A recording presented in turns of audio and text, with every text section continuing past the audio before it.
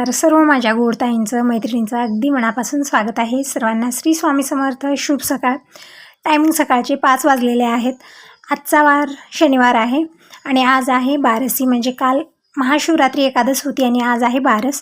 तर आज मला पुरणपोळीचा स्वयंपाक बनवायचा आहे, म्हणून मॉर्निंगची कामं थोडंसं फास्टमध्येच मी आवरली. अंगणाची साफसफाई आणखीन झालेली नाही कारण बाहेर काही दिसत नाही आहे. थोडंसं लवकर उठलेली आहे मी आणि जी किचनची कामं होती झाडणं पुसणं हे करून घेतल्यानंतर हॉलमधलंही झालेलं आहे. आता पटकन मी स्वयंपाकाला सुरुवात करण्या अगोदर इकडे मी हे जे मूग आहेत, अंकुरित मूग, हे मी करून ठेवलेले आहेत. म्हणजे 3-4 दिवस आरामात टिकून राहतात फ्रीजमध्ये ठेवलं तर आपण. आणि जेव्हा आपलं मन आलं तर असंच घेऊनही खाऊ शकता किंवा आपण याला फ्राय करूनही खाल्लं तरी छान लागतात. हे पण मी आता कच्चेच दिलेत. कच्चे खाणं खूप फायदेशीर असतं. आणि इकडे याच्यासाठी दिलं प्लेटामध्ये हे. आणि अगोदर इकडे मी चहा बनवत ठेवते, म्हणजे यांचं एक वेळा आवरून दिलं की पटकन मी डाळ लावणार आहे. आणि पाणी वगैरे मी भरून ठेवलेलं आहे, म्हणजे मोठं कॅन भरून ठेवलं आहे स्वयंपाकाला घेण्यासाठी. अनसूट पाण्याचा स्वयंपाक मी बनवणार आहे कारण आज महादेवाला नैवेद्य वगैरे दाखवायचा असतो आपल्याला, गाईला नैवेद्य, त्याच्यामुळे अनसूट पाण्याचा स्वयंपाक बनणार आहे.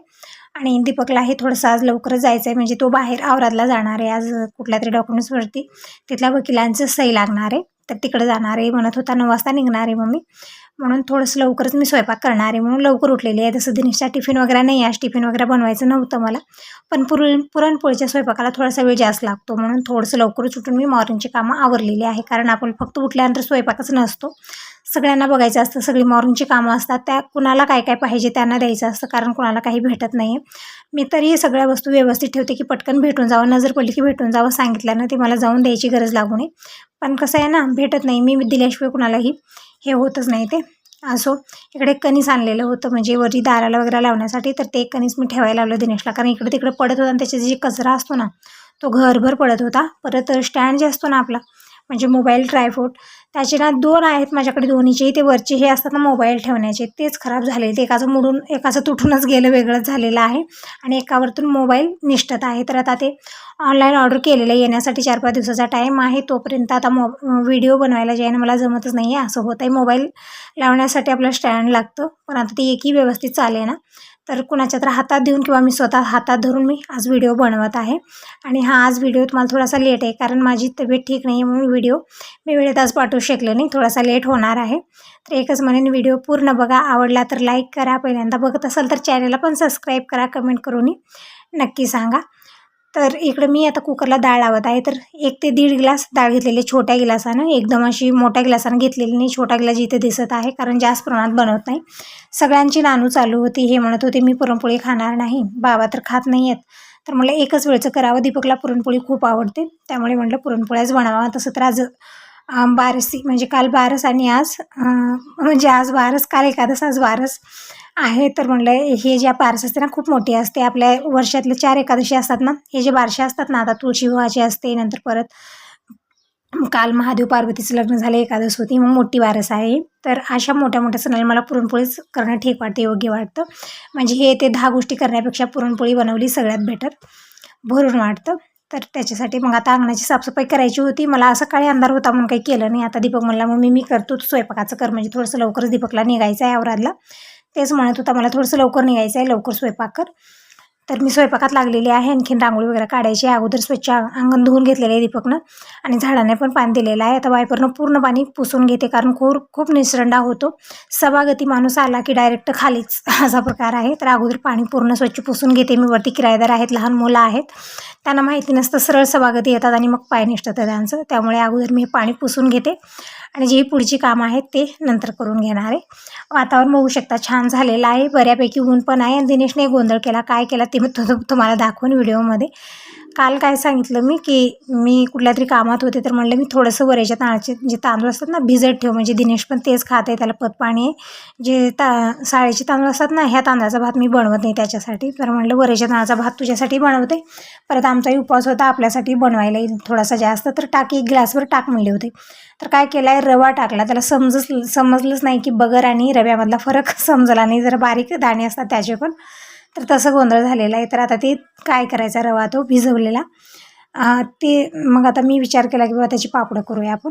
तसं तर आज खूप कामं आहेत मला, पुरणपोळीचा स्वयंपाक आहे, नंतर सण वार व्रत वगैरे असेल त्या दिवशी एक्स्ट्राची कामं आपली होऊन जातात, देवपूजा हे ते आहे. तर म्हणलं तरी पण सगळं स्वयंपाक झाल्यानंतर, सगळ्यांची जेवणं खाणं झाल्यानंतर मी ते पीठ शिजवणार आहे आणि पापडं घालणार आहे आजच्या आजच कारण रवा राहणार नाही ते. असं म्हणतात की सणा दिवशी पापड वगैरे करू नये, पीठ शिजवू नये, पण आता नाविलाज आहे, वाटोळं होणार आहे ते. तर दिनेशला मला आणखीन 1 किलो रवा घेऊन ये, म्हणजे आता करायचंच आहे, तर थोडंसं जास्त प्रमाणात बनवूया. तिकडे मी चिंच पाण्यात ठेवलेले आहे. नंतर कुकरला पण 3-4 शिट्या लागलेल्या आहेत. तर परफेक्ट हरभरा डाळ शिजून तयार झालेली आहे. आणि दीपक दिनेश इकडे पेढ्याचे पुडे घेऊन, म्हणजे दररोज पेढ्याच्या पुडा येतोच घरी, कारण कुणाला तर कुणाला द्यायचं असतं यांना.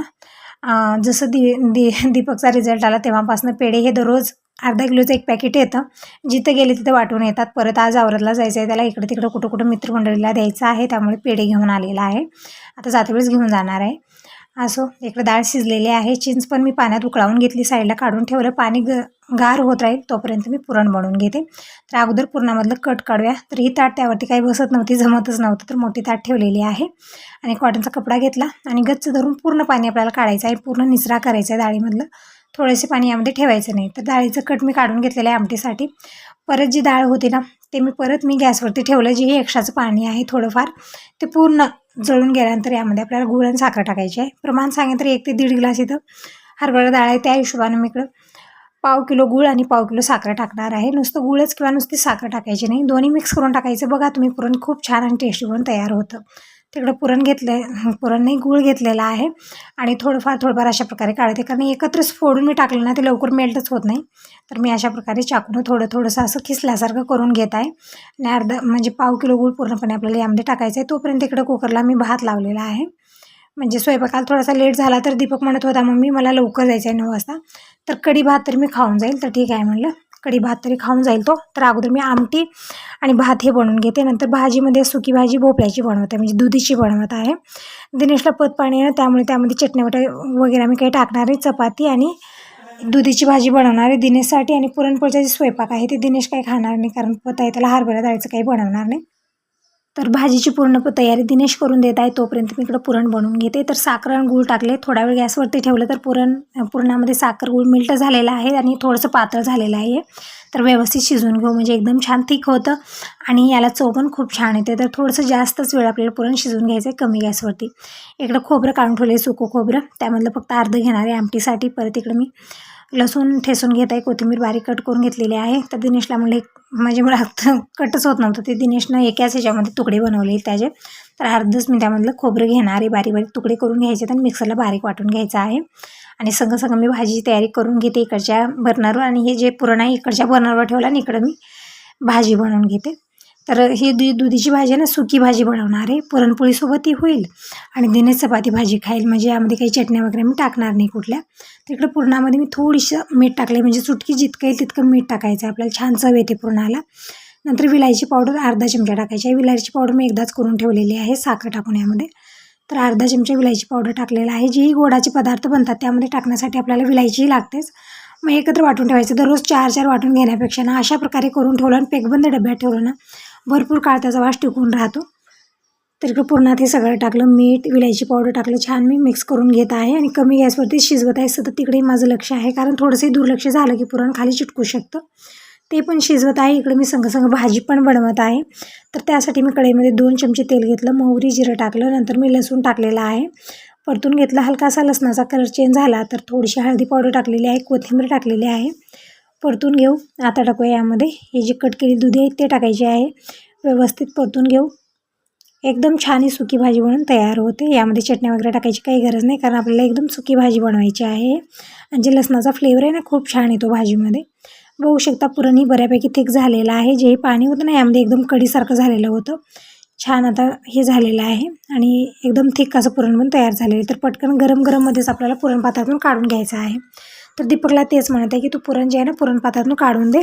आणि इकडं जे दुधी आहे ना ते छान मिक्स केले, हळदी पावडर, चवीपुरतं मीठ टाकलं, मिक्स केल्यानंतर मी कब्बर पाणी टाकलेलं आहे, जास्त टाकायचं नाही आहे.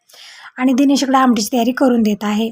नंतर कांदे आणि रवा हे आणण्यासाठी दीपकला पाठवलं होतं मार्केटला. म्हणजे आता आपल्याला जे ना रव्याचे पापडे बनवायचे आहेत, खूप छान बनतात. यामध्ये आपण तांदूळसुद्धा टाकू शकतो. तांदूळही रात्री भिजत ठेवायचे, सकाळी मिक्सरला फिरवायचं आणि दोन्ही एकत्र करून आपल्याला शिजवून घ्यायचं आहे. पण मी कुठली तयारी केली नाही, कारण रात्रीच दिनेशनं पाण्यात रवा चुकून टाकलेला आहे. आता काय करणार त्या रव्याचं, म्हणून मी इकडं फक्त रव्याचेच पापड बनवत आहे. तर 1 किलो रवा मी आणायला लावलेला आहे आणि थोडा वेळ हा रवा आपल्याला भिजत ठेवायचा की जोपर्यंत स्वयंपाक होत नाही माझा तोपर्यंत 1 अर्धा तास भिजत राहील, तोपर्यंत मी स्वयंपाक करून घेते. तर अशा प्रकारे मी छान मिक्स केलेला आहे आणि साईडला झाकून ठेवू. खूप छान होता. त्याची कुरड्या पण आपण बनवू शकतो रव्याचे, खूप छान होतात. पण आता कुरड्या काही नाही, मी फक्त पापडच बनवणार आहे. हे रात्री भिजवलेलं रवा आहे आणि आत्ता मी पातेल्यात भिजू घातला. आणि इकडे हे जे कांदा आहे ना ते भाजून घेत आहे मी. आरामध्ये तर व्यवस्थित भाजतो, पण गॅसवरती भाजणं थोडंसं कठीण आहे. उलट-पलट करत मी उलथण्याला लावली लोखंडी आणि भाजून घेत आहे. आणि इकडे बघू शकता भाजी पण एकदम छान अशी बनून तयार झालेली आहे. भाजी बनलेली आहे. आता इकडे चिंचेचे पाणी आहे ना ते पण छान गार झालेलं आहे. तर चिंच मी कोळून घेतलेलं आहे, कट काढून घेतलं, म्हणजे डाळीतलं कट काढून घेतलेलं आहे, चिंचेचा पल्प काढून घेतला.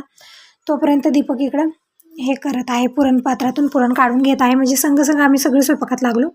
पुरणपोळीचा स्वयंपाकाला थोडासा वेळ जास्त लागतो आपल्याला, झटपट होत नाही ते, कारण किचट खूप असतं. हे ते एकदम बारीक बारीक गोष्टी असतात. आणि तर भजे पापड हे काही मी बनवत नाही आहे, कारण दिनेशला सगळं पत आहे. केलं तर आम्हीच खातो. थोडंसं मला असं वाटतं ना मनाला की दिनेशला काही देत नाही यामधलं. पण पुरणही मी आज बनवणार नव्हते, पण आता मोठी बारस आहे. परत दीपकला एक पुरणपोळी खूप आवडते. आणि एक वेळा मिलिटरी कॅम्पमध्ये गेला की याला पुरणपोळी वगैरे काही भेटणार नाही 6 महिन्यापर्यंत. तर म्हणलं आज बनवावं.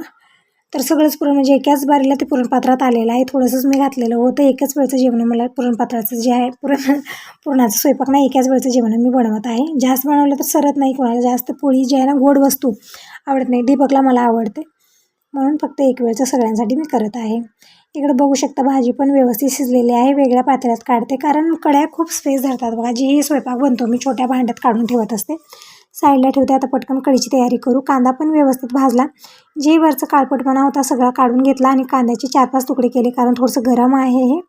आणि मिक्सरला बारीक आपल्याला वाटून घ्यायचं आहे आणि पटकन कढी बनवून घेऊ, म्हणजे आमटी बनवून घेऊ. तर इकडे सगळी तयारी झालेली आहे. पुरणपात्रातून दीपकनं काढून दिलं, झाकून ठेवलेलं आहे.